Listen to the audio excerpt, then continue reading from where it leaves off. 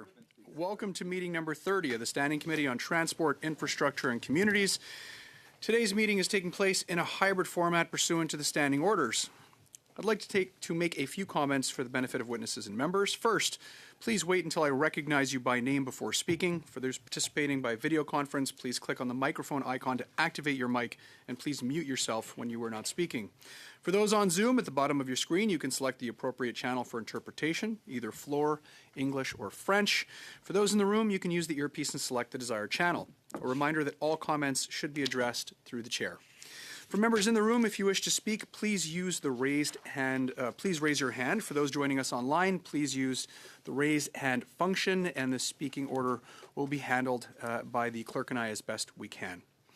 Colleagues, pursuant to the motion adopted on Monday, April 13th, the committee is resuming its debate on Mr. Barcelou Duval's motion, which reads as follows. Before I do that, I'll turn the floor over to Mr. Albus, who has his hands up. Yes, thank you, Mr. Chair. And I just want to thank Mr. Barcelou Duval for being such a gentleman and allowing me just to preempt this. There has been some coordination and discussions with all parties that are here to allow unanimous consent on the motion under my name to invite B'nai B'rith to come in our study of airports.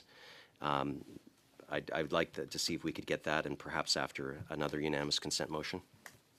Thank you very much, Mr. Albus. There have been discussions. Do I have unanimous consent of all colleagues to adopt the motion put forward by Mr. Albus with relation to B'nai B'rith? Yes. Seeing no objection, the motion is adopted. You had another motion, sir. Yes, and I thank Callaway for his coordination on that. Second to that is under C227 to study this particular private member's bill in regard to housing. I would just seek unanimous consent for that motion at this time. Thank you very much, Mr. Albus. I believe there has been discussion on this as well. Do I have unanimous consent? Yes. Seeing no objection, so adopted. Thank you very much, Mr. Albus. Thank you, Mr. Chair. Thank you, MP Barcelou Duval.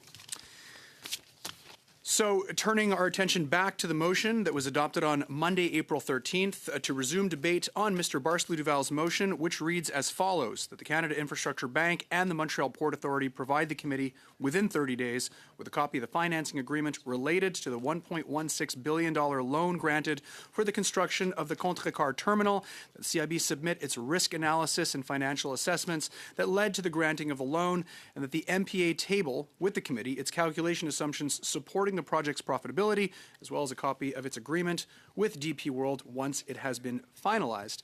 I'll turn the floor over to Mr. Barcelou Duval if you would like to speak to the motion before we turn it over to members for debate. Mr. Barcelou Duval, la parole est à vous.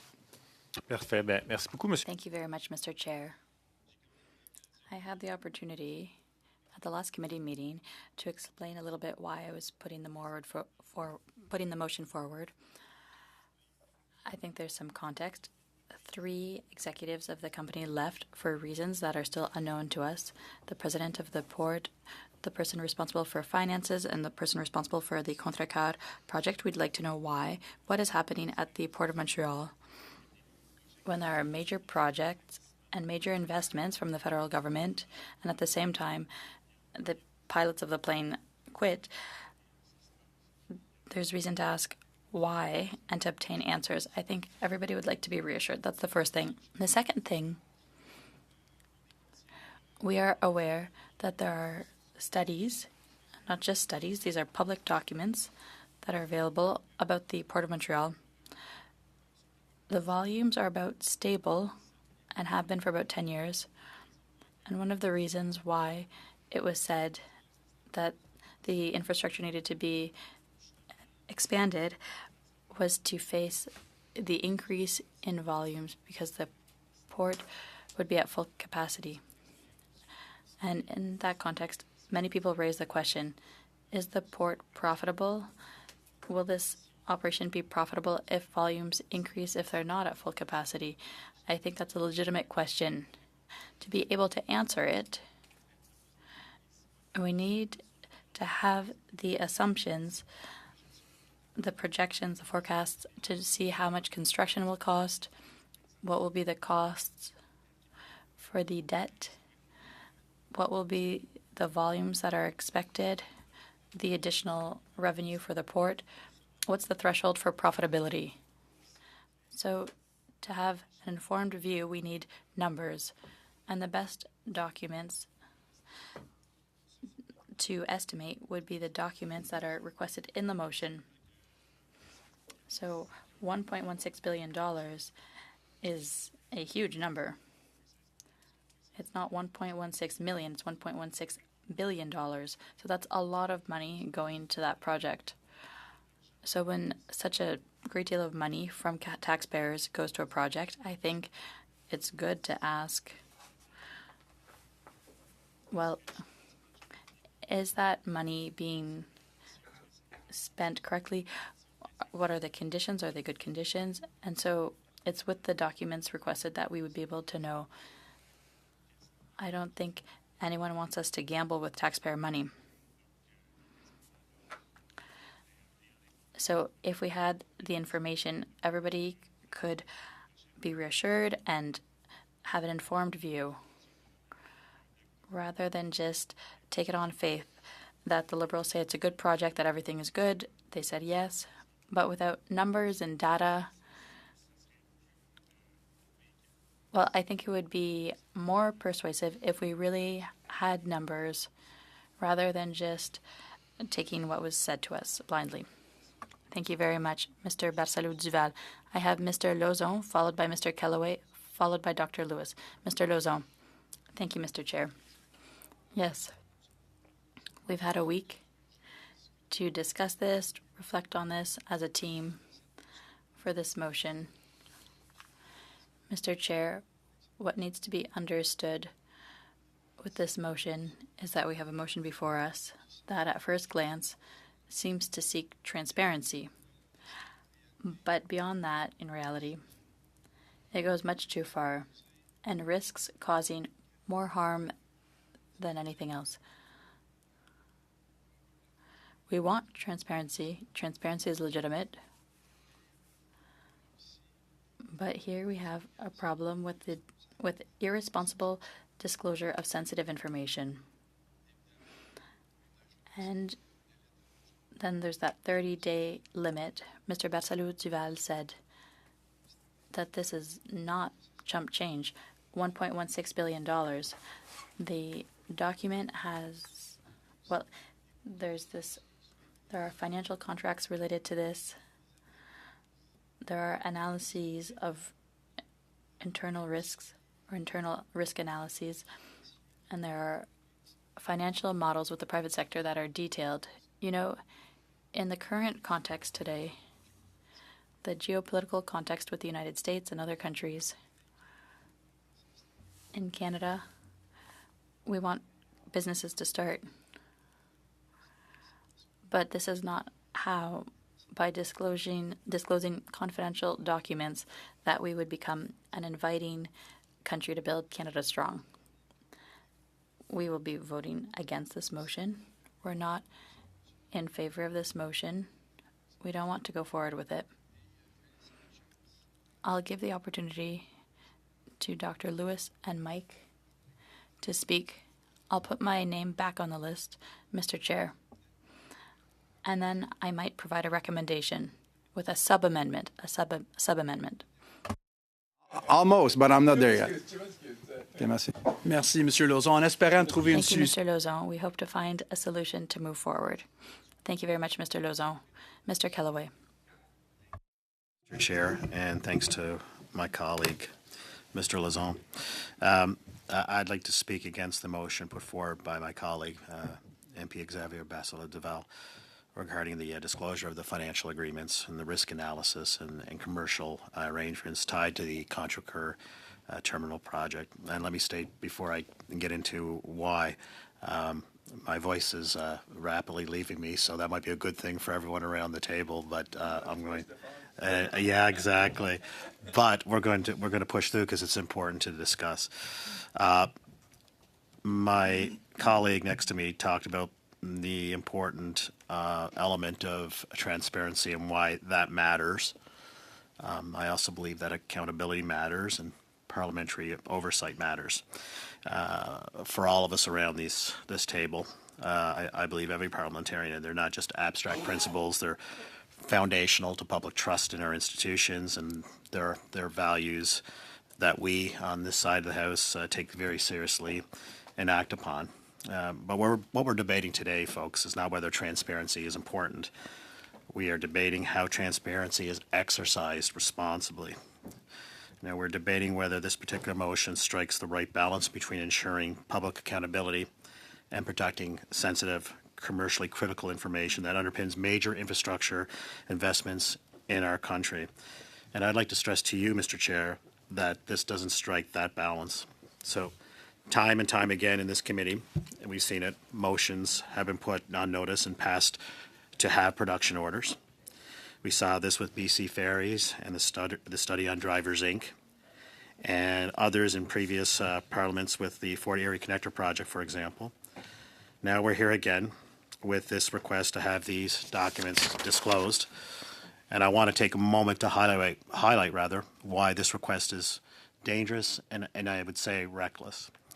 Let me take a moment to explain to Canadians how the opposition chooses to abuse the power in terms of ordering documents. These documents from past production orders have been leaked to the media by members opposite in the past. Documents that have been costly to translate, and this takes away our ability to get work done here in this committee. I find that we take some steps forward in this committee, and then we take about 10 steps back.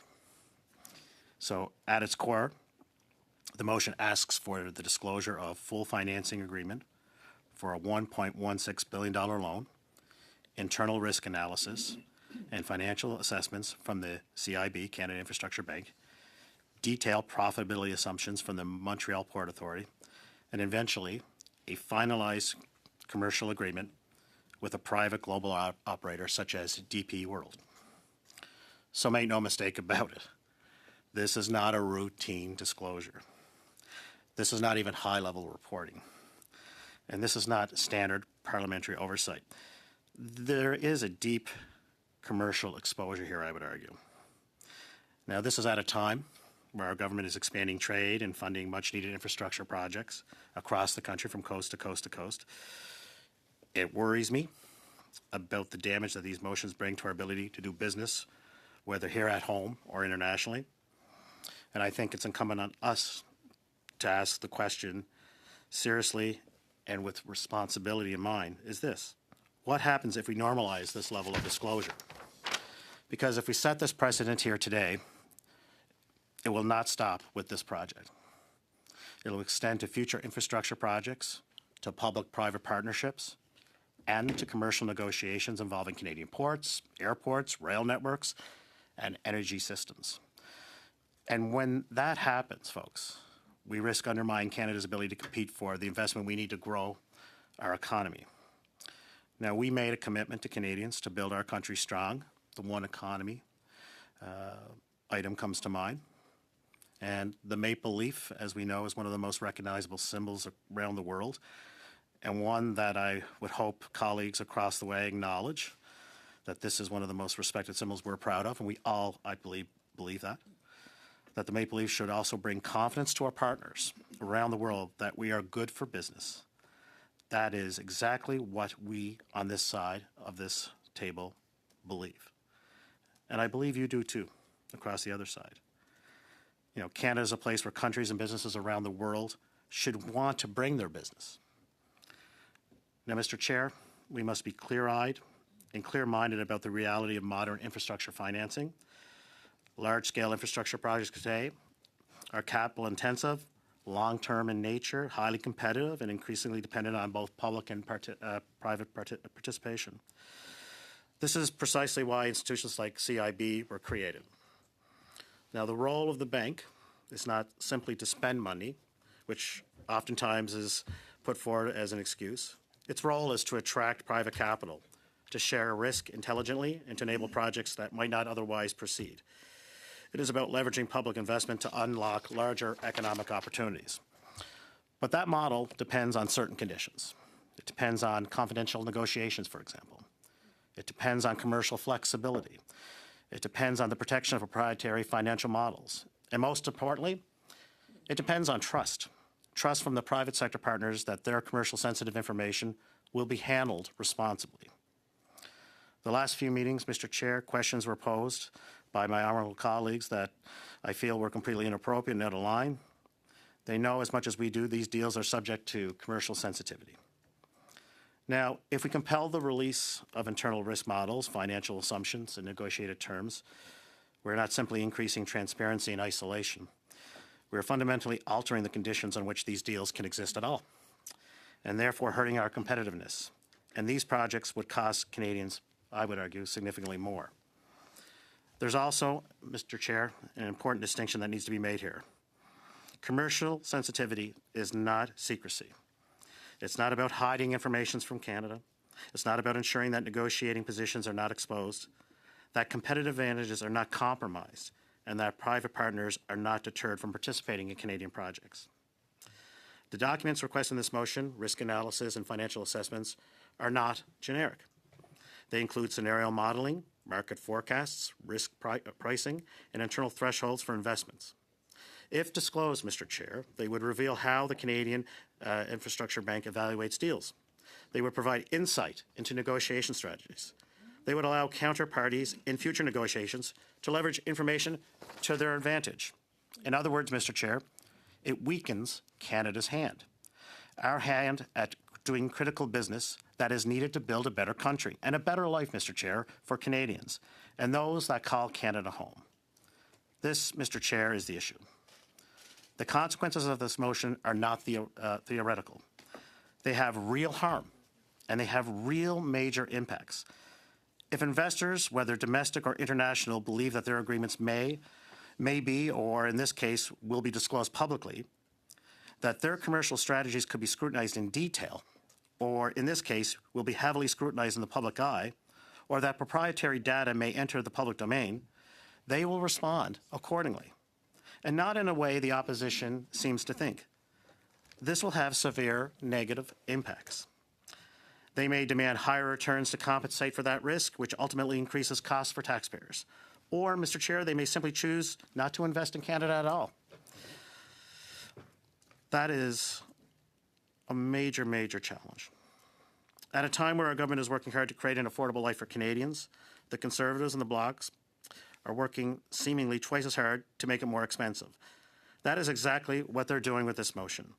If you're a Canadian at home watching now, watching our committee and trying to understand why prices are higher for average items, well, I think you can look around the room and ask yourself why. This, Mr. Chair, has real consequences for affordability and the growth of our country and our home. It means fewer infrastructure projects, slower economic growth, reduced competitiveness, and quite frankly, missed opportunities for Canadians. At a time when we are working to strengthen supply chains, Mr. Chair, and expand trade capacity, and indeed improve transportation networks, we cannot afford to create barriers to investment. So let us take a moment to reflect on what the Contrecoeur Terminal project actually represents. This is just not another construction project, Mr. Chair. It's a major expansion of port capacity. It is a critical component of Canada's trade and infrastructure. It is designed to improve supply chain resilience at a time when global logistics systems are under significant strain. In a world where competitiveness is increasingly defined by efficiency with which goods move across borders, this project positions Canada to move products more effectively, support our exporters, and strengthen economic resilience. It is a huge strategic asset, and it's an asset we must be proud of. After all, this committee, under the sessions of Parliament, spent the last 6 meetings listening to ports and stakeholders in the marine sector that have stressed that we need to do more to make ourselves more competitive and build infrastructure at our ports. And that was completely supported by so much testimony with respect to ports. So how do we as Canadians do more than simply protect what we have? How do we build something more resilient, more diversified, and more ambitious? I think it's ports like Contrecoeur. We also heard about the importance of better corridor integration, and that creates flows of raw and semi-produced materials, reduces long-haul trucking, and builds the sovereign supply chain Canada needs right now. That was one reason for ports like Contrecoeur and other projects across this country. You know, we've talked about taking a systems approach in terms of focusing on Canada Strong, and Canada Strong is beyond just a tagline. It is something that is exceptionally important to this country. ContraCore is another example of that. You know, I could talk to you about what's happening in Halifax. I could talk to you about what's happening in British Columbia. I can talk to you about what's happening in the Port of Montreal. I had a chance to attend the groundbreaking. I was the only Cape Bretoner there. The plans for that project are immense. But you know what's more important than just around the need? Is our ability to do it. To see the Quebec unions there, to see people in ContraCore and other surrounding ridings being there to support that port. We don't want to take ultra risks to stop it. At least I don't think anyone on this side of the table wants that. And I think we need to focus on some things that are absolutely critical in terms of moving forward. You know, I think of what this project will do, improve relationships in communities. We heard loud and clear throughout this port study, which I found very interesting, Mr. Chair, that there is, in the air, I believe that there is more cooperation with respect to ports working with each other. You know, what happens in one port can have a negative impact on another port, but also the reverse is true. That positive can relate to positive in terms of port development and port growth. And that's really important. You know, it would seem to me that the port expansion, the project in ContraCore, is coming just at the right time. You know, we've had 50, I think, sessions, consultations. We have had a large amount of preparatory work being done. And we have an eagerness, much like in Cape Breton, with some projects that I felt in ContraCore, that I felt in Montreal, that the province is ready for this large-scale expansion. It's ready for future development. And that requires us to get things right now. So I think we have to ask ourselves a couple of things, Mr. Chair. Do we really want to play into a narrative that potentially puts that at risk? Because I think that's what this does. I think it goes well above and beyond in terms of what the situation requires. I said this in the chamber to a question around oversight on Friday, that I think sometimes in Ottawa, and I'm been here 7 years, certainly there are those that have been here longer than me. 6 and what is it? Thank you. I'll say what my dearly departed father-in-law would say. I'm entering my 7th year. And I think what we're seeing here is somewhat of a fishing expedition. And it's interesting because I do believe in my heart of hearts that we have to, as a committee, we are creatures of our own domain, yes. And we wield a lot of, I think, hard power and soft power in terms of asking questions, which is the right of anyone. But I'll start off by saying what I said in my opening remarks. It's the responsible way to do it. This doesn't seem to be that. And back home in Nova Scotia, in particular Cape Breton, where I'm from, when we think of a situation like this, you know, we ask, you know, is it a fishing expedition? And the saying goes is that if you don't have any fishing line, you don't have a fishing bait and you don't have a fishing pole, well, the chances are that your fishing expedition is not going to go overly well. And I think that why do we need to go there when I think that the situation at hand certainly seems to be a fishing expedition. And also, too, like, I think we've been out here about it less than a year as a committee, and I've learned a lot from folks on this side, and yes, I've learned some things from you folks across the way as well, Mr. Lawrence, Mr. Albus, Mrs. Lewis, Mr. Mays, and MP Xavier. But what I'm learning is that there's been quite a few fishing expeditions, which is the right of everyone around the table to pursue. I just don't know what the end game is at the end of the day in terms of the impact it's going to have on Canadians, the impact it's going to have on investors, the impact it's going to have on jobs in Quebec, the impact it's going to have on businesses in Quebec, and the impact it's going to have on goods that are sourced from Quebec. I think that's a real question to ask. And I'm not an MP from Quebec, but I respect those that are. And I think that where we are right now with this particular motion, I think is not just a fishing expedition, but a very dangerous one that could have possible negative repercussions.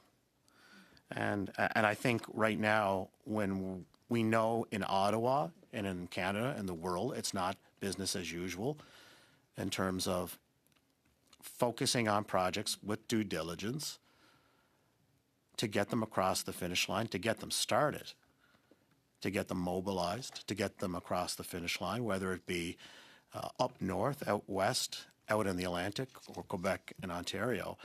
It's not a dress rehearsal. The future is now in terms of building Canada, ensuring that we have a state-of-the-art supply chain. I've learned a lot about Contrecoeur and the Port of Montreal, and what they're proposing is no small task. But what I've been hearing is, especially from the Port of Montreal, is we're open to collaborative efforts with other ports. So what happens in the Port of Contrecoeur, the Port of Montreal writ large, has such an important reverberation to ports like Port of Sydney and Cape Breton or Port of Halifax. I'm hearing less and less that, the competition factor, more of a collaboration factor. So I'm thinking, obviously we're going to be against this particular motion. Again, we support transparency, we support accountability, but it's the way you do it, the way you focus on it, the frameworks by which you set up. I do think that this sets an interesting precedent and maybe one that would be regrettable in terms of larger scale projects. And that doesn't mean that projects are immune from due diligence and oversight. But it's the approach, it's the methodology you use that I think we need, that this motion doesn't have, Mr. Chair. And I'll conclude by saying a couple of things. That, again, I regrettably believe that this motion is not only structurally not sound in terms of what it brings to the table, but I think what it brings to the table is a message to other companies, to other projects. And we need to balance the due diligence and the responsible and the accountable with a clear understanding of what it is we're looking for and why, and how best to get it. So it's the method by that, which I think is really important. So for that, I'll yield the floor and I'll put my hand back up because I have more to say on the matter. Thank you very much, Mr. Kellaway. Next, I have Dr. Lewis. Dr. Lewis, the floor is yours. Thank you, Chair. So this motion is essentially about transparency, and I submit that it is actually a very reasonable motion that has been put forth by Monsieur Bassem Duval. And I believe that it's so reasonable that there are even more things that could be added to it to facilitate that transparency. And as Mr. Callaway said, business predictability is something that's very critical, very important. And the CIB model depends essentially on 100%, it depends on taxpayer-funded dollars, and that's $40 billion. So I don't think it's unreasonable for the taxpayers to ask for transparency in how their monies are being allocated. Mr. Chair, I just submitted to the clerk in both official languages a friendly amended version to Mr. Bassem Duval's motion, and I'll read it into the record. That pursuant to Standing Order 108-1A, the committee order the production of all documents, including but not limited to briefing notes, memoranda, contract, financial models, risk assessments, regulatory correspondence, and communications related to the Contrecoeur Port expansion project. That this includes all documents pertaining to A, the designation of the project as a fast track or priority national project, including any criteria, framework, or decision-making processes used by the government. B, the financing structure provided by the Canada Infrastructure Bank, including loan agreements, repayment terms, risk-sharing arrangements, and any associated financial analysis. C, any agreements, negotiations, or procurement processes involving third-party operators, including DP World. D, all environmental assessments, permitting processes, and correspondence with federal regulators, including Fisheries and Oceans Canada and Impact Assessment Agencies of Canada. E, all traffic, demand, and economic impact forecasts used to justify the project. That these documents be provided to the committee within 30 days, that any redactions be limited to national security or commercially sensitive information, and be reviewed by the Office of the Law Clerk and Parliamentary Counsel. Colleagues, the purpose of this amendment is about transparency and accountability. The Canada Infrastructure Bank was supposed to attract private investment and reduce risk for taxpayers. Instead, we continue to see deals where risks aren't clear, the terms are not public, and Canadians are left footing the bill. The Contrecoeur Port expansion has been labeled a priority project, but there's little transparency on how that design was made, what criteria was used, or whether proper due diligence was followed. Canadians deserve to know the details, how this project is being financed, what risks taxpayers are carrying, and how third parties were selected, and what economic and environmental assessments have been followed. Canadians also deserve to know if this is the model of how the government will be getting national priority projects built going forward through the taxpayer-funded infrastructure bank. This motion simply asks for the facts so that this committee can do their job. Thank you very much, Dr. Lewis. That is quite an in-depth amendment, so I'm going to suspend for a couple minutes to allow members to review it, and then we'll resume with further discussion. The meeting is suspended to the call of the chair.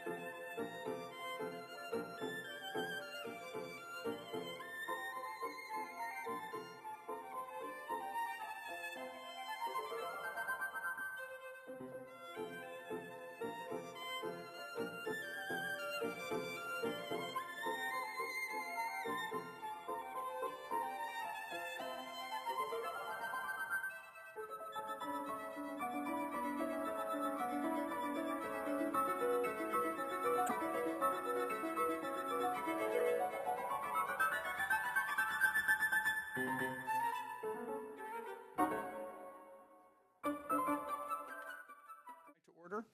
I'm going to turn the floor over and recognize Monsieur Lauzon. La parole est à vous. Merci, Monsieur le Président. Thank you, Mr. Chair.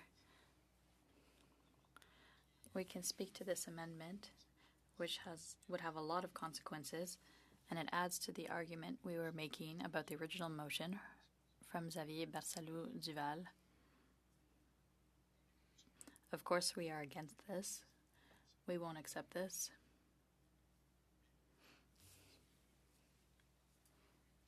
I think we need to return. It's new on the table today. Mr. Chair, what I would recommend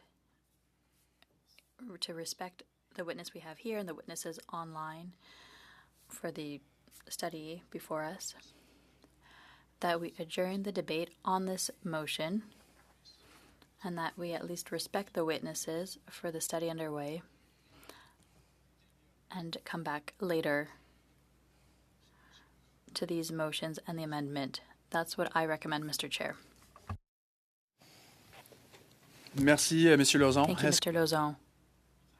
Are we in favor of continuing or beginning with the witnesses who are before us today?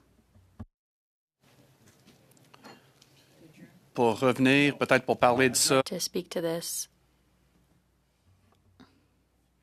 on Wednesday, perhaps?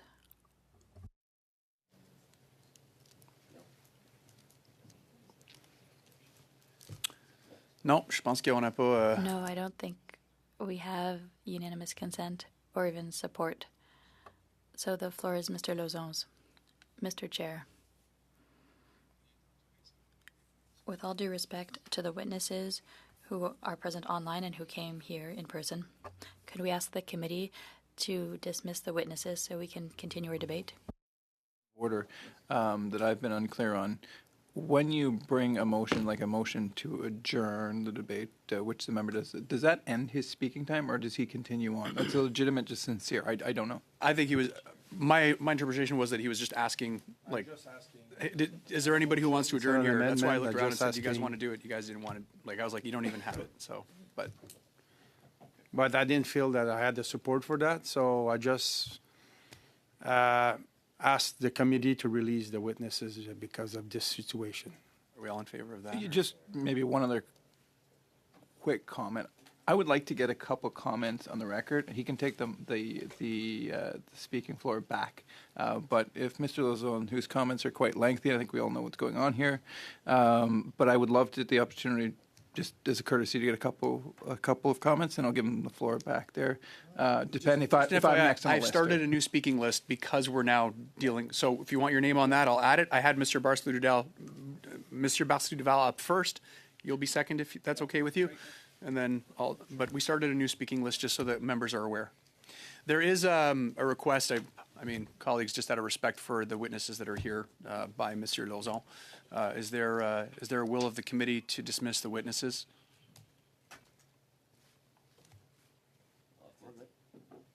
Est-ce qu'on peut commenter là-dessus? Could we comment on that? Yes. Well, I would say it depends on the other side, because if we vote on the motion, we could hear from the witnesses right away. The initial motion was tabled quite some time ago, over a week. So people have had the time to discuss it in the meantime. So it would have been possible to prevent today's situation if there had been will to do so. What I will do, colleagues, in the hopes of finding a solution, I will give you the floor, Mr. Barcelou-Duval, then Mr. Lawrence, and then Mr. Lauzon. If we don't find a solution by then, at that point, I will invite the witnesses to leave in respect of their time. Okay? Mr. Barcelou-Duval, you have the floor, and then Mr. Lawrence, and then Mr. Lauzon. Okay, now we're talking about the motion or the amendment. The amendment from Dr. Lewis. Okay. Well, listen, I'm open to the amendment that was tabled by Ms. Lewis. It allows us to go further, to have more information. At the end of the day, what I'm seeking with my motion, and if the amendment helps us get there, with or without the amendment, my goal is to get to the bottom of things, to be reassured regarding the financial viability of the project. Because, as we've said, there hasn't been an increase in volume over the last 10 years. And now we're looking to expand. And the justification given to us to date is what was provided by the government. Yes, we want to diversify our trade. But we have no idea of how long it will take for it to materialize. Will it take 10, 15, 20 years? Will it really happen? Will there really be increases in volume? This is public money that's being committed to increase capacity. What I want to prevent is just putting money toward a project for political purposes, to say, look, we're taking action to diversify, but to have it not materialize, and then we are stuck with that infrastructure. So we should have the correct information about the assumptions. Would there be other ways, other than through this motion and the amendment from Ms. Lewis, to reassure all members of the committee to reach that goal? I'm open. I'm not someone who's totally closed-minded, but we need numbers. It can't just be words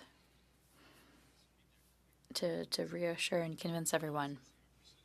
And that's the situation we have before us now. I think it's important, because this is public money, and a lot of it, as Mr. Lauzon said, this is a project that's in my riding. There will be an impact on the people in my riding who will have to live with the consequences of this project. The people are pretty divided on whether it's a good or a bad project. A lot of people fear the impact. Just J'ai un one point d'ordre de Mr. Kellaway. To quote Phil Lawrence, MP Lawrence, it's a legit point of order. I hope.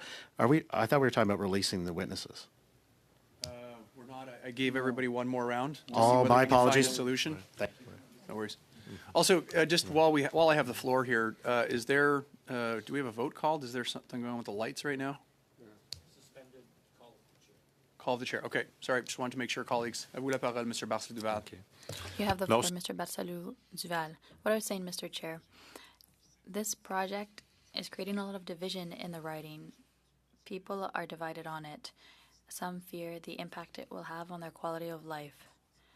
60% of the capacity in Montreal, the equivalent of that would be going to my riding. That's a lot of trucks. A lot of trucks and trains. People's lives will change in a major way. Potentially there will be jobs, but there will also be a significant impact on people's quality of life. So I understand why people have these questions. There's the issue of erosion that the federal government hasn't committed to providing solutions for. This is an issue. The Minister of Transport was here and said he'd like to work with me on the issues I raised, to have consultations, but I haven't heard back from him. So I haven't heard back, and I don't see collaboration from the other side. We're asked to not ask questions, to just applaud. And that's where it's a problem for me. I think we need to make decisions, and if we have to ask people to make sacrifices on their quality of life, well, those sacrifices need to be based on conviction. And it has to be shared with them that this common good through this project with more wealth and volume, that it would really happen. There have been other projects in the past, like the airport in Mirabel. We were told it will be great, it will change people's lives, we need to be more modern, but 50 years later, the international airport had to be closed. The volumes weren't there. It didn't work as a project. And there was another investment in Recyclage Carbone Varem in my writing. I'd like to know how much was invested. We could maybe find it on LABIC's website, but this project was about $1 billion, but it fell apart. It was a total flop. How many hundreds of millions of dollars did taxpayers lose there? We can't always blindly follow the government, especially when, in fact, and I hope it's not the case, but it could be an announcement that's done to keep up the narrative of a government that's taking action, diversifying trade, but we don't have indicators to show that it's really happening. I don't want us to spend that money without a purpose. I want us to have the numbers. If real data is provided to indicate it will really be profitable, it will really be good for everyone, maybe then we can have a discussion that will be more serious. But at the scale of my writing, given the red flags raised by people who fear the impact it will have on their quality of life, and added to the fact that we don't even know if the project is financially justified, well, I think it's problematic. For any project, there needs to be social acceptability. There needs to be financial viability. So there's a demonstration that still needs to be done by the port and especially by the government, because the government seems to really be politically committed to the need for this project, and the demonstration hasn't been made yet. That's the issue. And so I invite people on the other side of the table to make that demonstration, to convince us all that it's the best thing to do. Thank you. Mr. Thank you, Barcelou-Duval. Mr. Barcelou-Duval. Lawrence, the floor is yours. Thank you. Thank you, Mr. Chair. When I look at this, and I heard the comments from the other side, I think most of the comments were such that maybe I'm incorrect here, but I believe that most of the comments were not that they were against potentially sharing the information in the interest of transparency, but that there were too many documents requested, or perhaps there were concerns about confidentiality. What I would say to the other side is, Monsieur Barcelou-Duval put forward a motion. We've put forward an amendment. I'm open and willing to look at what amendment you might have. We don't, any more than you do, want to waste time of our civil servants going through documents that aren't relevant. But we do have an obligation, that's all of us, to the taxpayers. And when we look at millions or billions of dollars going out the door, that's coming from the families of all our ridings. And I'm sure, Mr. Callaway, the folks in your riding work just as hard as the folks in my riding to generate that money. And they should have, as a right, the ability to find out where those dollars are going and how they're being spent. And so I'd like to live in reality, Bill, or at least I think I do. And the reality is that the committees will be reconstituted probably in the near future because of the majority government that's on its way. And of course, we can discuss how that majority was manufactured, but that's neither here nor there. The reality is that is going to happen, and I'm hopeful, maybe naive in this sense, but I'm hopeful that we can work with you guys and gals on the other side to ensure transparency and that. As Spider-Man said, you know what, with great power comes great responsibility. As you guys head towards a majority government, that you won't obstruct from transparency, and that where we can come to a reasonable agreement where we don't release unnecessarily commercially sensitive data, but we are able to ensure a reasonable standard of transparency. And so there's all sorts of options, including having a portion of this confidential or otherwise, and then coming together as a committee and sharing latter parts of it. There's the ability to pare it down. Like I said, both the Bloc and the Conservative have put forward their ideas on what the disclosure should be. I would very much be open to having a discussion as to how we accomplish Mr. Barcelou-Duval's, I think, very noble objective of ensuring transparency, and we offset that against any risk of commercial sensitivity. Those are all my comments. Thank you very much. Thank you very much, Mr. Lawrence. Appreciate the sentiment. Hope, colleagues. Hope. Let's work together to find solutions here. And with that, I'll turn the floor over to Monsieur Lauzon. À vous la parole. Merci, Monsieur le Président. Thank you, Mr. Chair. I think with what Mr. Barcelou-Duval and Mr. Lawrence have said, I don't think we'll have an agreement in the short term. I recommend that we dismiss the witnesses before we continue. Thank you, Mr. Lauzon. The consent of the members to dismiss the witnesses and thank them for their time May today. I just comment on that? And you know, Peter, I'm a fan of yours, and I've said positive things about you in the record. But in the future, if as is, I think, would have been able to be perceived by a brief review with the parties, we are going to get into an intractable debate. Perhaps it would be good practice not to invite witnesses and put them through this. So that's just my comment, and I'll let the members decide what the will of the room is. Thank you, Mr. Lawrence. My attempt always, and I had discussions with all members before we broke on Wednesday, was let's try and find a solution so that we can dispense of this early on in the meeting and move on. And I'm always trying to provide the opportunity for members to work behind the scenes to get things settled so that we can come and do the public work that we do here. Unfortunately, that did not happen today. Do I have the unanimous consent or the consent of colleagues to thank the witnesses for their time and dismiss them? I'm seeing no objection. Mr. White, Ms. Jones, Mr. Krusel, I want to thank you all for your time today. Unfortunately, we did not get to hear your testimony. There is something, though, that's quite important that we need to attend to and see to, business of the committee. I want to thank you for your time. Hopefully, we'll be able to get you back. But until then, I wish you all the best and safe travels home for those of you that are traveling. The witnesses are dismissed. Merci. I still have a speakers list here, colleagues. I have Mr. Kellaway, followed by Ms. Royer. Do I have anybody else? Do I still have the mic? Oh, sorry, Mr. Lauzon. Then Mr. Kellaway, then Madame Royer. Do I have anybody else who wants to add their name? Nope. Go ahead, Mr. Lauzon. Merci, Monsieur le Président. Thank you, Mr. Chair.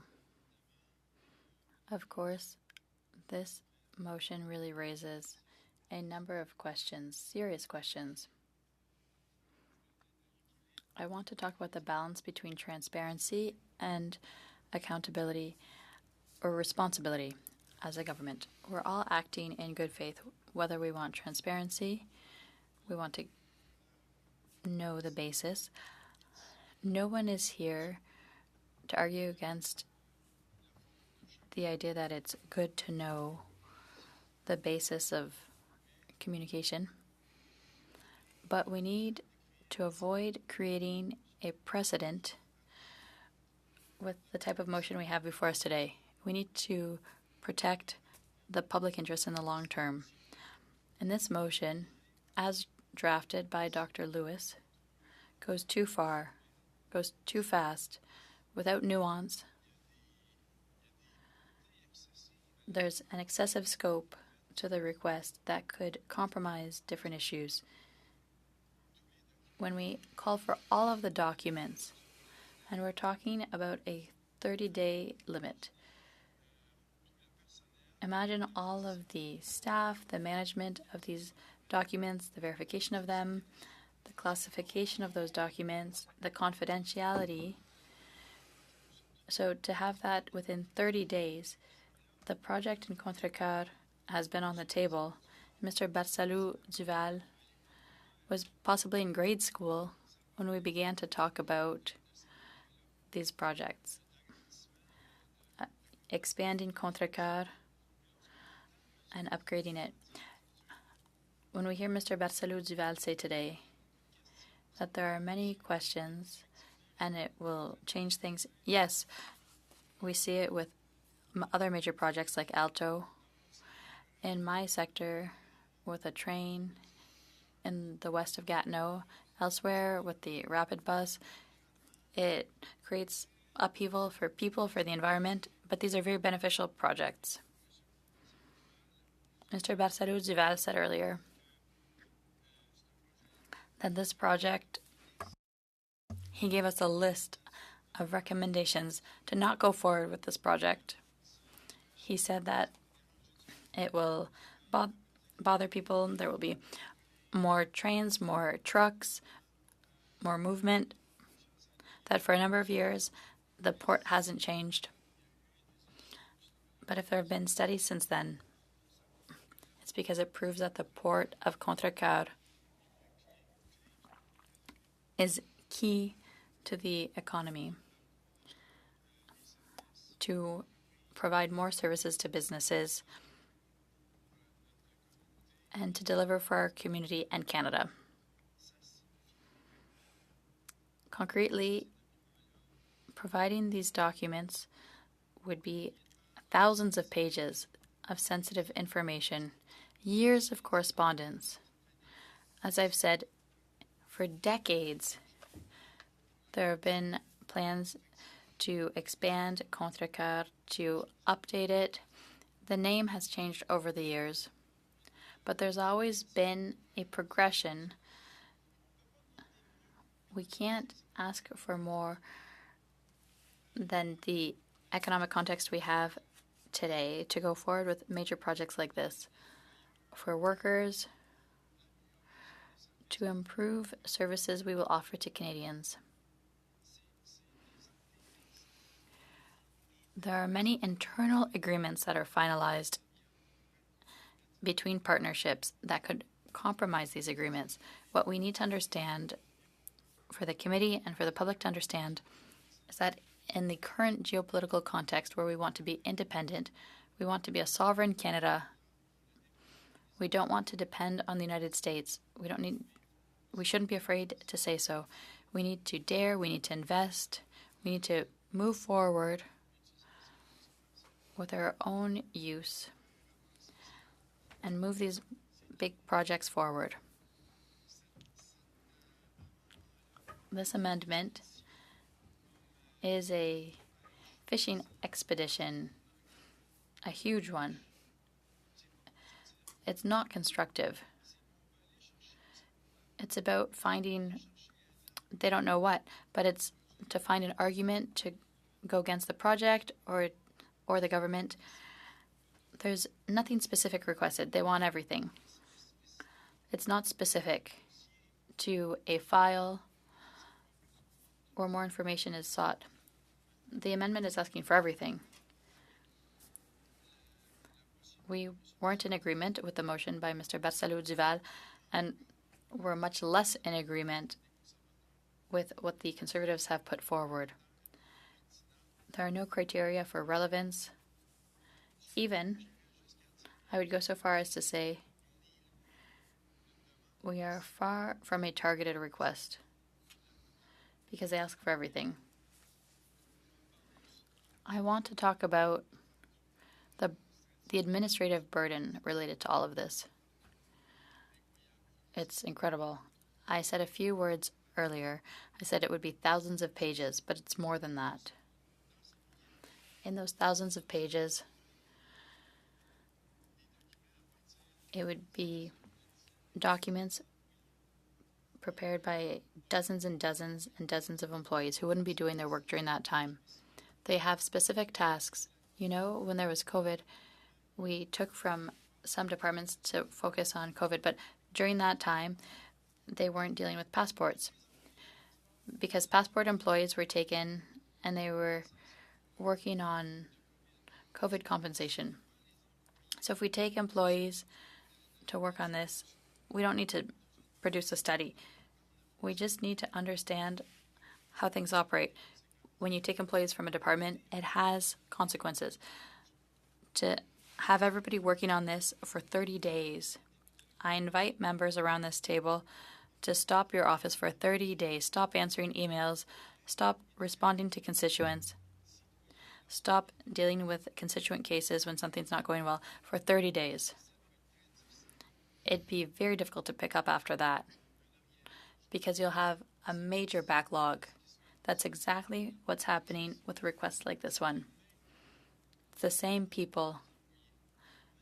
There are no new employees, no new hierarchy in the machine to respond to requests like this one. So in these cases, there need to be line-by-line analyses. To do so, well, it's to not provide documents that would compromise things. So each document is verified and verified by the legal team before it's produced. So we need to think about that. And then the redaction process is very complex because information is sought, but some information can't be publicly disclosed. They're asking it to be without redactions. We need to be aware that when we negotiate with companies outside of the country, we want to be inviting as Canadians, as managers of organizations, to invite companies to set up in Canada and make a more prosperous, sovereign, independent Canada. So this is not how we would invite companies to demonstrate that when they come to Canada, well, a committee will make public the numbers in their agreements, the negotiations they had to set themselves up. That's not how we should proceed. The role of our committee is to manage each issue, but not pretend we're the Supreme Court. We're not here to condemn people. We're here to move things forward and have our government move forward. Imagine the resources from Transport Canada that we would need to deal with this. It's a huge amount of time, and it's even worse in the area of money. Because stopping the public service and putting a number on this would be extremely expensive. Now, there's the resources of Transport Canada, the department, and the Canada Infrastructure Bank. There would need to be coordination. So the coordination between the two would be hundreds of hours of communication, of exchanging documents, not to mention that they're not the only ones. The Contrecar project, we have private partners, and among those private partners, well, it includes the private market. Us, as MPs, we have obligations to make disclosures, but companies are independent, and those who want to help the system, who want to create prosperity and jobs, well, they don't have those they have more confidentiality for competition purposes. And so we can't disclose their plans, their strategies, their budgets, their financing, which is related to company management.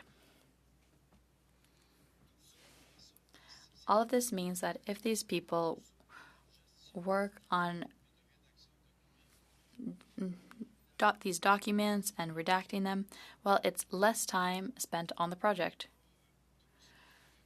We're not all against the virtue of the project, aside from Mr. Barcelo Duval, who doesn't seem to be very in agreement with the project from the outset. But it's a good project for the country. It grows the economy. It's thousands of jobs in his writing. Tradespeople like me would be able to prosper on the job site for years, live there, make good money, working on a good project. This is a shipbuilding and port construction project that's one of the largest in the country. We're talking of billions of dollars, not small amounts of money. So that comes with the ecosystem of the area becomes better. Whether it's the suppliers, hotels, restaurants, development, construction, housing, everything during that whole time would be affected. And investments of this size are not done by snapping your fingers. It takes time. There needs to be respect for environmental standards, all of people's rights, social acceptability, etc. There's a process that's been underway for years. And the risk of having that commercial information out, well, the motion mentions contracts, it mentions agreements among companies, the financial model, risk sharing. This is information that may be sensitive when made public. Imagine the competition we have with the United States. They could see all of the documents on how we manage our ports, how we could be sensitive, providing information to the competition. We don't want to help other countries. We want to become independent. Our strength is carrying out projects like this one.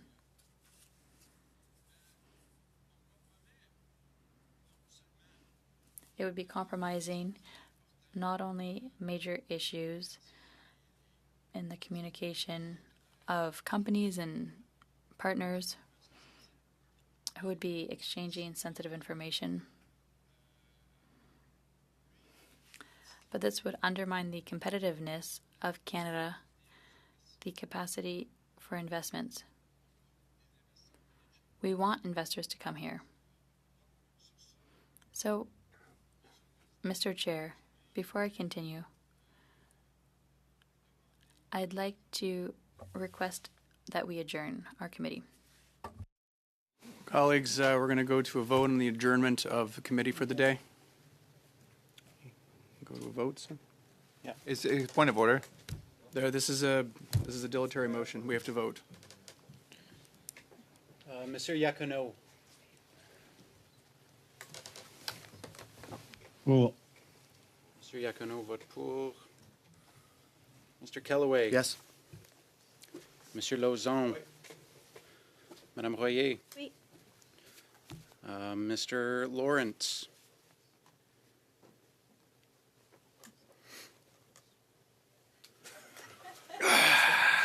I think my voice is bugging. Neil.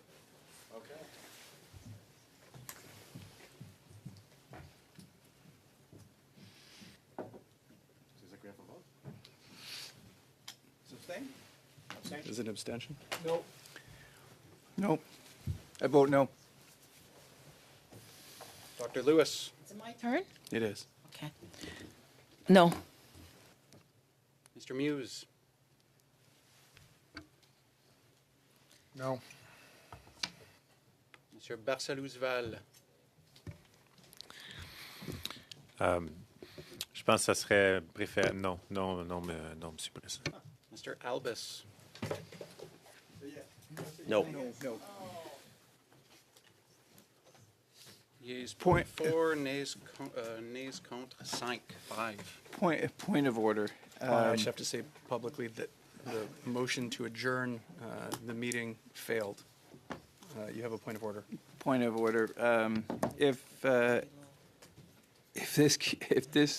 other side wants to engage in sharp practice, it's going to be very miserable for them. I mean miserable. Thank you very much, Mr. Lawrence. On point of order, but appreciate the sentiment. We'll turn the floor over to Mr. Kellaway, followed by Madame Royer, followed by Mr. Lauzon, and anybody else who wants to put their name on the list. Okay. Go ahead, Mr. Kellaway. Say a few words. Yeah. So I'm actually going to put some of the notes away here.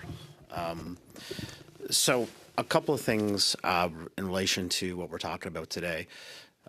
There's certainly a common theme here with respect to large-scale projects. We've seen it with Mercy River and the silliness that's going on there. We're seeing a very serious project in Quebec and Ontario with respect to high-speed rail, and a lot of untruths and innuendo being spread out around that project. And then we come to the port of Montreal and Contrecoeur. It was mentioned earlier in the session, actually, in this discussion, that a member mentioned that they wouldn't want to think that the Prime Minister was putting forth a project just to say that he got a project out of the hopper. I think there's a lot of naivete to that, to say the least. We've talked about striking the right balance in terms of responsibility and accountability. It is taxpayer dollars. It is the Canadian Infrastructure Bank. And boy, oh boy, I mean, one of the real common themes between the Bloc and the Conservatives is their dislike for the CIB. There's not a moment that goes by that they don't talk about it, which is their right. There's not a time that goes by that they're not seeking for something. Sometimes legit, a lot of times, in my opinion, not, but that's my opinion. And then we get to these large-scale projects. So, you know, what do we have in common? Well, we have a Bloc Conservative coalition that doesn't want the CIB to exist. I think that's a fair assumption. Yeah, oh my, indeed. It gets worse. Because then we look at projects like Mercy River. You know, we spent several sessions talking about Atlantic Canada and talking about how bad CIB is and how bad the proponents are. And then we talk about high-speed rail, and it's the same. And then we talk about this project, where the member of parliament for that area is seemingly against the project, which is his right. It's baffling, but which is his right. So my fellow member to my right here, spoke very eloquently, as he often does, about the I'm sorry, there's a lot of commentary going on over the Conservatives. You guys want a podcast? Because I do have the mic. Just let me, Mr. Kellaway, if you'll permit, just colleagues, let's let every member have their moment to speak. Yeah. And if we have all something to say. Every member who would like to speak, Right. put their name on the list, and it would be a pleasure as the chair to provide them with that opportunity Well, yeah. to do so. Mr. Kellaway. And there's a lot of podcasts out there. I'm sure that you guys can find one or two to get on. I'll just conclude again by saying that, boy, oh boy, if we're looking for balance, and if you're a business looking to invest in Canada, run like the Dickens away from the Conservatives and Bloc. Run away. Run away. They may want to know what the color of your eyes are and your DNA at this point. But we're over on this side, we're not saying that there shouldn't be good discussion about it. God knows you've had several kicks at the can on Mercy River. You've had several kicks at the can and ongoing around high-speed rail. And now we're here. And now we're talking about a port that, by all accounts, will strengthen jobs in Quebec, supply chains through Quebec to the rest of Canada, that will work with other ports. And again, the morphing of this committee into like a Facebook site where it is just never ending. Yeah, but. So it is unfortunate, but here's where we are. And I'll say that, again, if you're a business, perhaps you may want to walk the other way when the Bloc or Conservatives come around. Thank you very much, Mr. Kellaway. Next on the list, I have Madame Royer. Ms. Royer, the floor is yours. Oui, merci, Monsieur Chair. Thank you, Mr. Chair. The sage words of my colleagues, MP Kellaway and Lauzon. When MP Kellaway talked about Canada's good for business and that we are a sovereign Canada, I think that this is something that really, really resonates with Canadians. And I hope that it resonates with members of our committee here today. This amendment is not about document disclosure. It feels like it's much more a fundamental question about the protection of Canada's national interests in how we build, how we finance and secure critical infrastructure. The amendment before us would require the release of full financial agreements, internal risk analyses, detailed commercial assessments from the Canadian Infrastructure Bank. And while these documents may appear technical or administrative, they are in fact deeply strategic. They contain the architecture of how Canada negotiates major infrastructure deals, how risk is allocated, how public funds are protected, and how private capital is brought in to support national priorities. We can't treat this lightly because these frameworks do not exist in isolation. They directly shape Canada's ability to deliver on core national interests, strengthening our supply chains, ensuring resilient trade corridors, and maintaining control over critical infrastructure assets that underpin economic sovereignty. Mr. Chair, this study on our ports focused on our national interest to build a stronger Canada, strengthening our supply chains in order to make life more affordable for Canadians, and I would argue improve the quality of life for Canadians. And it's my understanding that for the past 6 meetings, I believe that this committee heard from ports across the country that highlighted their success, their challenges, and their recommendations that would help out Canada's interests and our national interest at heart first. And when we speak about national interests in this context, we are speaking about very real capabilities. We are speaking about ports, rail systems, energy corridors, and logistics networks that determine whether Canada can move its goods efficiently to global markets. Global markets and trade agreements that our government worked very hard to secure. We are speaking about whether Canadian exporters can compete on fair terms and whether our economy remains integrated into global supply chains on conditions that we help define, not conditions defined for us. And to achieve those outcomes, governments, especially our government, must be able to negotiate from a position of strength. This is essential, and it requires great discretion. It requires that the internal assessment of risk, of pricing thresholds, and deal structures remain protected. These are not abstract concepts. These are the tools that allow Canada to extract value for taxpayers while still attracting private investment needed to build large-scale infrastructure. And if we expose those tools in full, we don't simply inform Parliament, we inform the entire marketplace. We tell future counterparties exactly how Canada approaches negotiation, where we are flexible and where we are constrained. We shoot ourselves in the foot. And once that information is available, it is no longer theoretical. It becomes embedded in the expectations and strategies of global investors and commercial partners. There would be no way to take it back once it's been exposed. So passing this amendment, passing the main motion, and exposing these documents have direct implications for our national interest. It weakens Canada's leverage in future negotiations.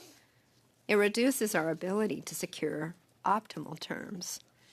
And it risks shifting value away from Canadian taxpayers and toward better informed commercial actors who can use that transparency to their own advantage. We must also recognize that Canada is not negotiating in a vacuum. We are competing with other jurisdictions for the same infrastructure capital that is mobile, sophisticated, and highly responsive to signals about regulatory and commercial environments. If Canada is perceived as a jurisdiction where sensitive negotiation frameworks are routinely exposed, that perception will influence where future investment flows. This isn't a time for us to show our hand and to weaken our ability to compete at a time where our sovereignty is sometimes questioned. This must be elbows up. Protecting national interests, therefore, means protecting physical assets, but also protecting the integrity of processes through which those assets are built and they are financed.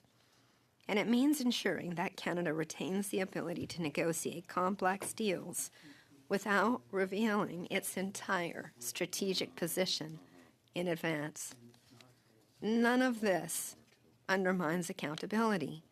Canada already has strong oversight mechanisms in place: parliamentary review, the Auditor General, and public reporting obligations that ensure transparency at the appropriate level. What this motion proposes goes beyond that balance. It moves from accountability into exposure, and from transparency into strategic vulnerability. And once we accept that level of exposure as standard practice, we don't simply affect one project or one institution. We actually reshape how every future infrastructure negotiation is conducted in this country. This is not a small shift. It's a structural change in how Canada protects its national economic interests. Mr. Chair, protecting national interests means ensuring that Canada can continue to build infrastructure on fair, competitive, and sustainable terms. It means safeguarding the tools that allow us to negotiate effectively inside of a global and competitive marketplace. And it means resisting measures that, however well-intentioned they may be, would weaken our ability to do so.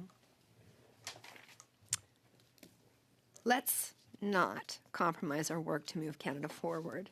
And so for those reasons, I believe that this motion, this amendment, does not strike the right balance, and I can't support it. I urge my colleagues of this committee to oppose. Merci. Merci, Madame Royer. Thank you very much. Ms. Royer.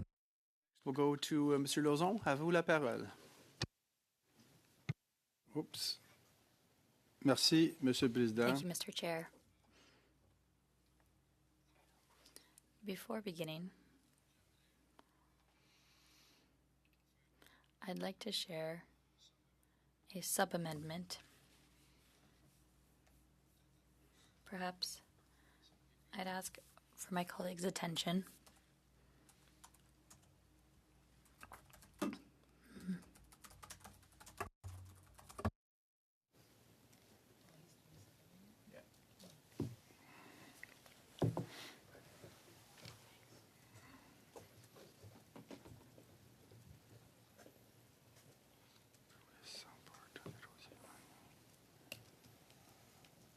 OK, elle vient d'apparaître.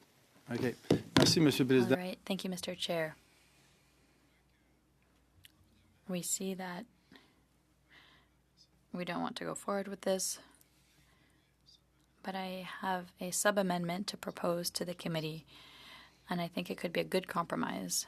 What we want to know is, in fact, Dr. Lewis and Mr. Barcelou Duval want to know more about the Canada Infrastructure Bank and the Montreal Port Authority.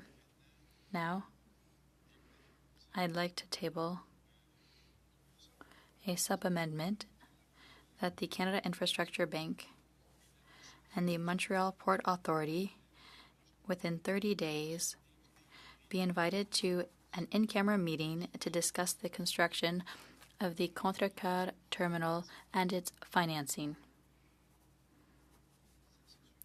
So I can send it, if you would, to the clerk. I can share it with everyone, and I'll explain it. Mr. Chair. I just want to explain it first, and we'll send it after. Il faut comprendre que We need to understand that we could ask all necessary questions. We could ask in camera for some information that's privileged that could be kept within the committee, and understand the situation that Mr. Barcelou Duval and Dr. Lewis are asking for. So it would be a good compromise, and I'll share it with everyone. Mr. Lauzon, Thank you, colleague, Mr. Lauzon. to allow for the opposition members to read the amendment as put forward by Mr. Lauzon. The meeting is suspended to the call of the chair.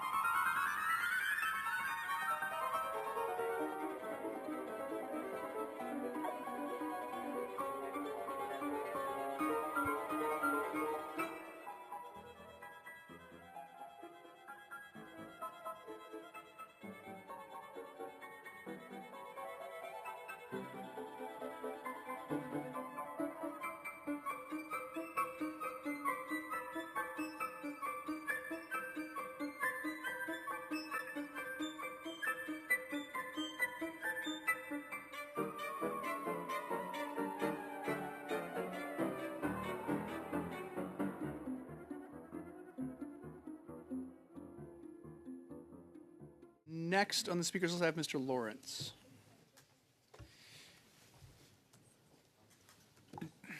My comments will be relatively brief. I am legitimately and sincerely concerned at the lack of willingness to put forward a meaningful amendment or compromise. This was actually a step down from a motion already agreed with. I thought that there was opportunity.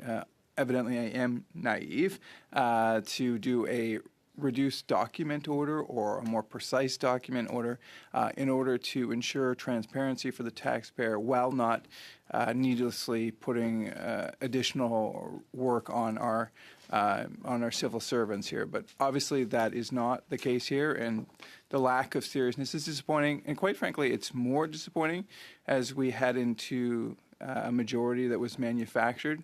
There will be just the opposition will have less power, which would make it, if I were on that side of the aisle, would make it more incumbent on us and our government to do everything we could to be transparent. And so the fact that going up and leading up to this majority, this government is already obstructing transparency with willful disregard for multiple opposition parties concerned about transparency.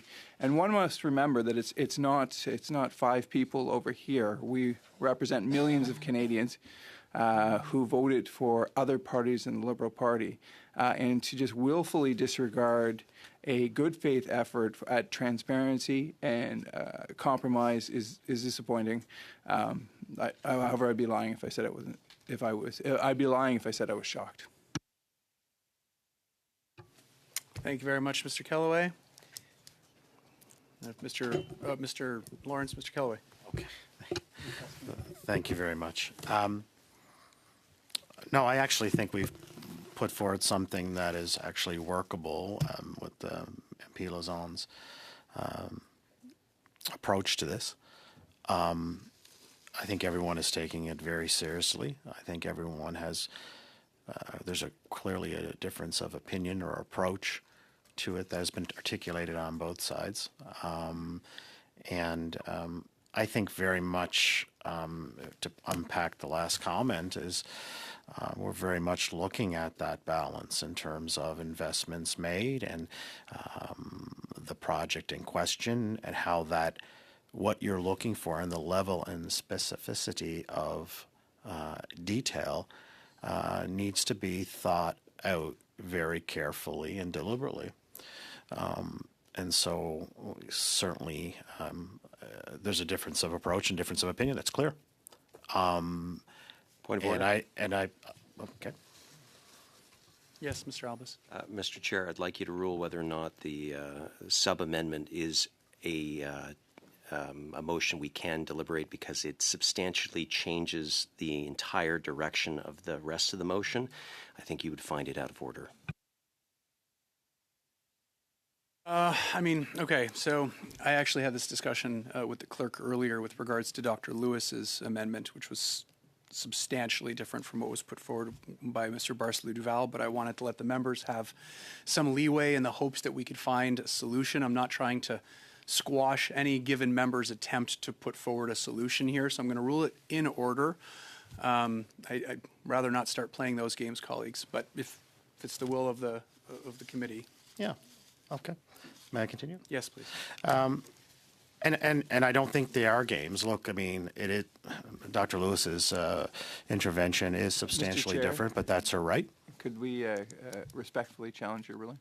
You can do so as you wish, Mr. Lawrence. So challenge the chair. I'll turn it over to the clerk to rule whether or not it is Shall the indeed. decision of the chair be sustained?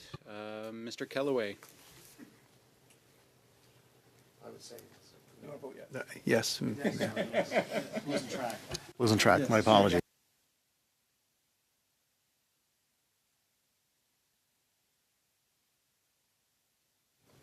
Monsieur Iacono, est-ce que la décision de la présidence est maintenue?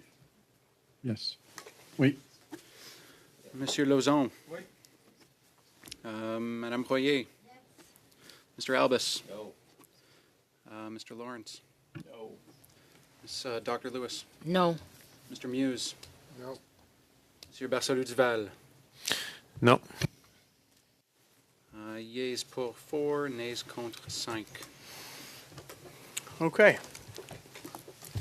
So we are back to the amendments, and next on the speakers list was Mr. Lawrence, who just spoke. If you'd like to speak again, followed by Mr. Kellaway.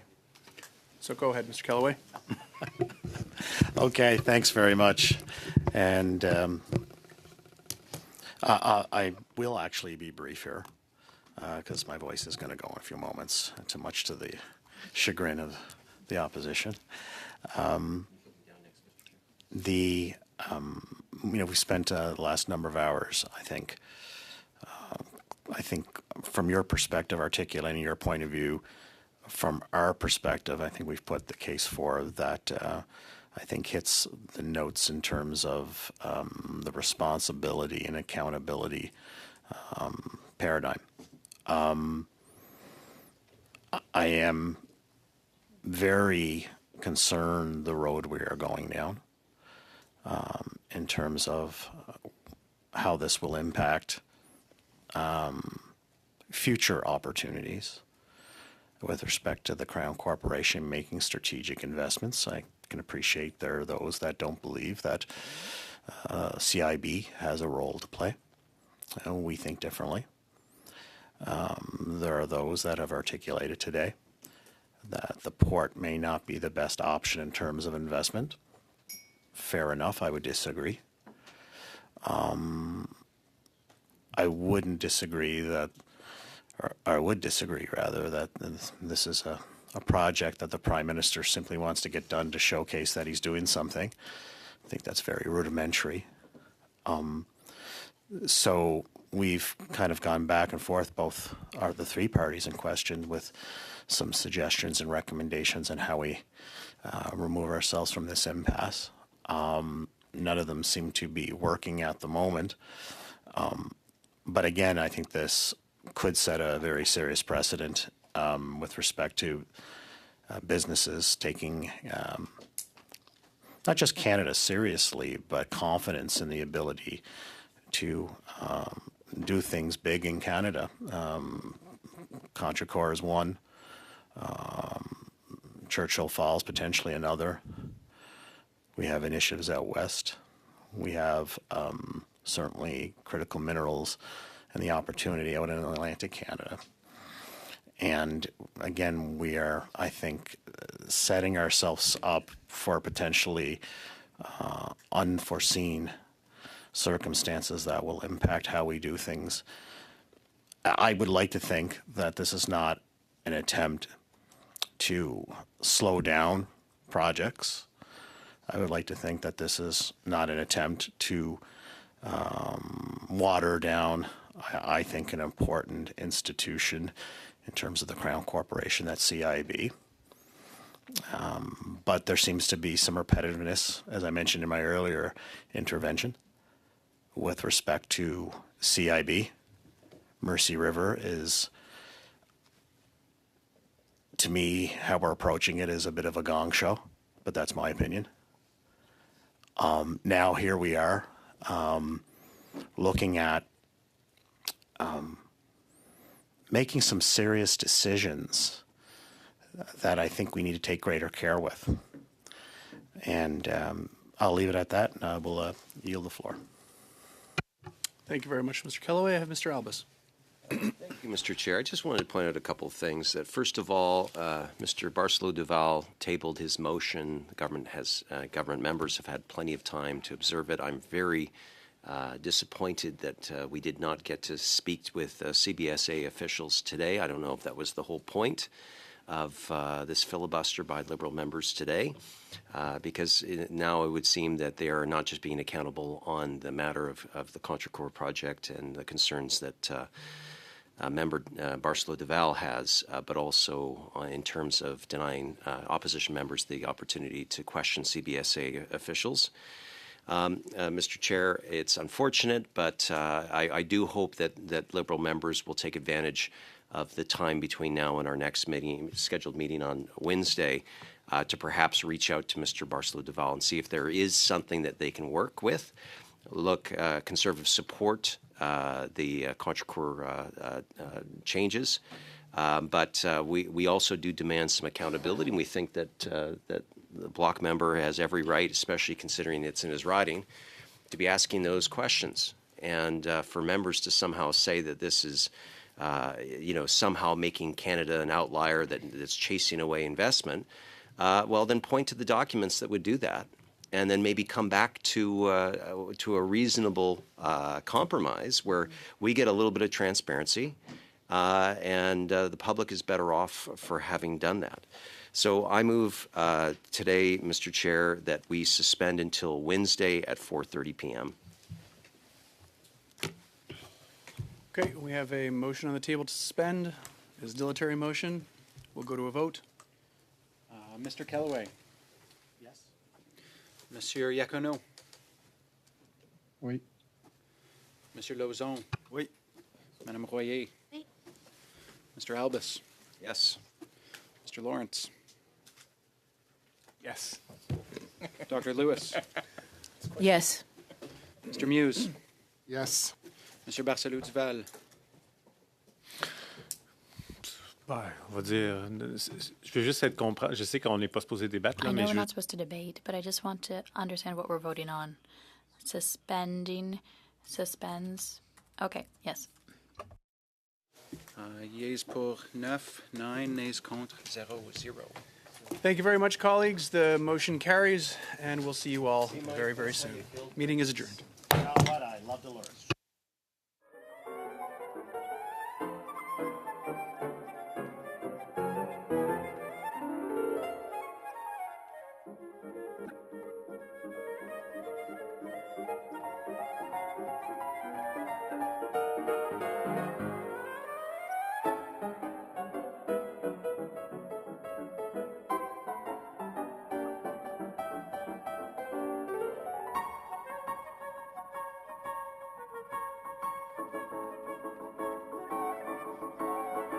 Thank you.